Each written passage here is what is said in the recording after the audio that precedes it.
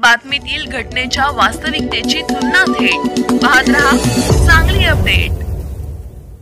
सांगली बेंगलोर या राष्ट्रीय महामार्गावर अपघातात 6 जणांचा दुर्दैवी मृत्यू। मृत सांगलीच्या जत तालुक्यातील गावावर शोककळा। सांगलीच्या जत तालुक्यातील मोरबगी गावचे बेंगलोरवरून जतला ख्रिसमस सुट्टीनिमित्त गावाकडे येत असताना कंटेनर ट्रक कारगाडीवर पलटी झाल्याने एकाच कुटुंबातील 6 जणांचा दुर्दैवी मृत्यू झालाय। या घटनेने गावावर शोककळा पसरली आहे। बेंगलोर जिल्ह्यातील नेलमंगळा तालुक्यातील तळकेरेजवळ ही दुर्घटना घडली आहे। ख्रिसमस निमित्त सुट्टी पडल्याने हे कुटुंब आपल्या गावाकडे येत होते। यावेळी अचानक कंटेनर ट्रक कारगाडीवर पलटी झाल्याने एकाच कुटुंबातील 6 जणांचा दुर्दैवी मृत्यू झालाय। मृतमध्ये पती चंद्रम इगाप्पा गोळ वय वर्ष 46, पत्नी धोराबाई वय वर्ष 40, मुलगा गण वय वर्ष 16, मुली दीक्षा वय वर्ष 10, आर्या वय वर्ष 6। चंद्रम एगाप्पा गोळ भावाच्या पत्नी विजया लक्ष्मी वय वर्ष 35 यांचे निधन झाले आहे।